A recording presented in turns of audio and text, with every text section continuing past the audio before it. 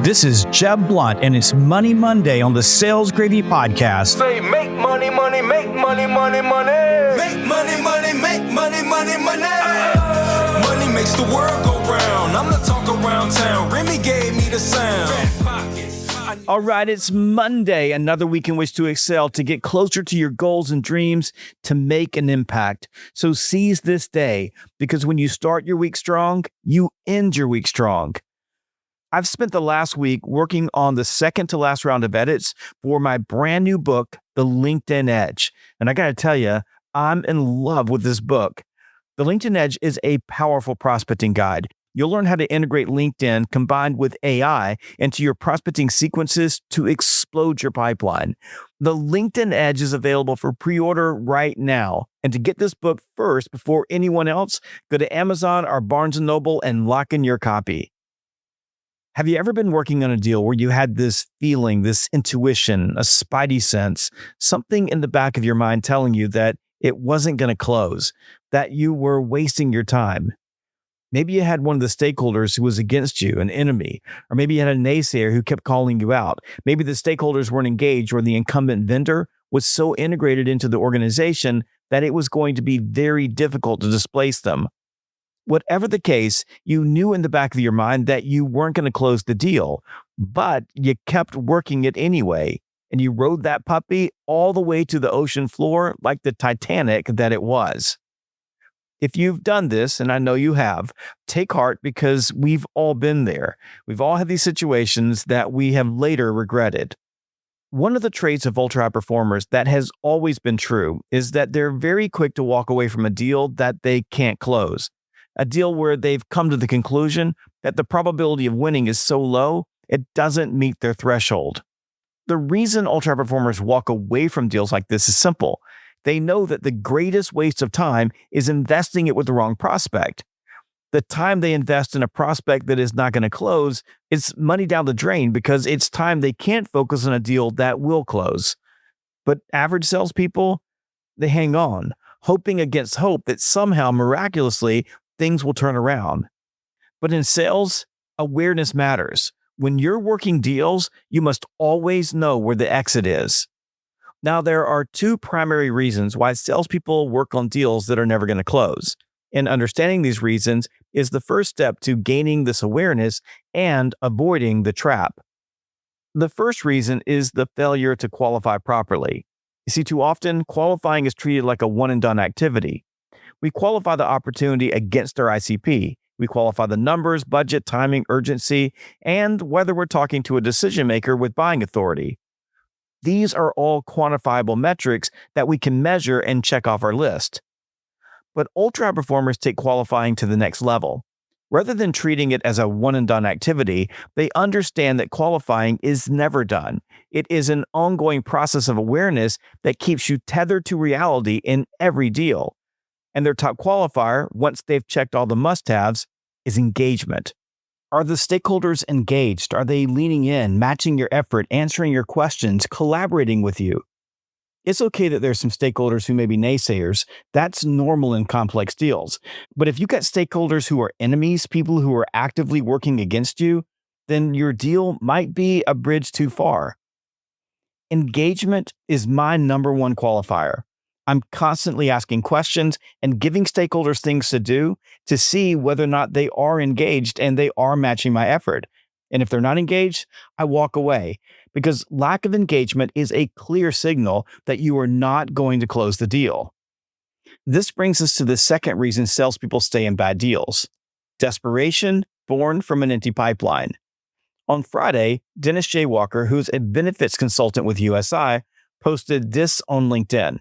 He writes, Jeb Blunt regularly states that you can't be delusional about your pipe, your prospects, your efforts, and be successful as a salesperson. This week, one of the larger deals in my pipe definitely didn't progress the way I wanted. And it turns out one of the executives is what I call a deal enemy. He was actively working against me and my team. The last two meetings I had with them tipped me off that this could be the case. This week, we had an incident that indicated he was actively working against us. Because my pipe is full, I can walk away from this probably very bad deal at a dysfunctional company and not worry about hitting my sales goal. With their current leadership, they'll be a terrible client. Helping them will be painful. And I know I can help them with creativity, doing things differently, and giving them a lot of what they want and better pricing and higher quality. But I'm not freaking out because I have 15 other prospects, 3 that are advancing well, and about a dozen additional companies with buying windows later this year or early next. When your pipeline is thin or empty, every prospect feels like life or death, leading to poor decisions and desperate behavior. When you're desperate, you get delusional. And when you're delusional, you lose perspective. You become unable to see the truth, so you keep working on a deal that is never going to close, even though your intuition and everyone around you is telling you to walk away. What strikes me most about Dennis's story is the psychological shift that happens when you're selling from a position of abundance versus scarcity. A robust sales pipeline isn't just about the numbers, it's about the freedom to make better decisions. When you invest in building a pipeline, if you're prospecting every single day, if you're out there talking with people, knocking on doors, picking up the phone, working LinkedIn, doing the hard work to fill your funnel, then when you get that Spidey sense that you should be walking away from a deal, it's a lot easier to find the exit. It's a lot less heart-wrenching to pull out of that deal because you know you have lots of other options. You gain clarity, and you can see the situation for what it really is instead of what you desperately need it to be. A strong pipeline helps you maintain your standards and allows you to focus on clients who truly value what you bring to the table. So what are the warning signs that you should be looking for, and when should your Spidey sense and internal alarm bells start going off? First is lack of engagement. When stakeholders aren't returning your calls promptly, they're not asking questions, they're not doing their homework, and they're treating you like a vendor and not a partner, so they're not collaborating. Internal politics can also be a problem, especially when you discover that there are significant internal battles that you weren't aware of, or there's a group of stakeholders using you as leverage against an incumbent or preferred vendor. There's also the moving of the goalpost. Requirements keep changing, timelines keep shifting, and new stakeholders keep appearing who weren't part of the original process. Budget issues can also be a clue. The budget that was approved suddenly needs additional review, or you're being asked to match prices that seem unrealistically low. And then there's dysfunction. The decision-making process is unclear, it's constantly changing, or it involves people who refuse to meet with you. But the bottom line is to pay attention to your gut, because sometimes you just know. Do not ignore your intuition, because your subconscious mind has a way of picking up on signals that your conscious mind can't fully process. So this week, if you're working on an opportunity that everything inside you says is not going to close, if the people around you are telling you that it's not going to close, maybe it's time for you to pick up your sticks and walk away. And if you don't feel like you have the ability to walk away, perhaps that's a clue that you should take a deeper, harder look at your pipeline and start prospecting. Never forget that in sales, situational awareness matters. You must always know where the exit is. And the very best exit strategy is having so many options that walking away from bad deals becomes easy.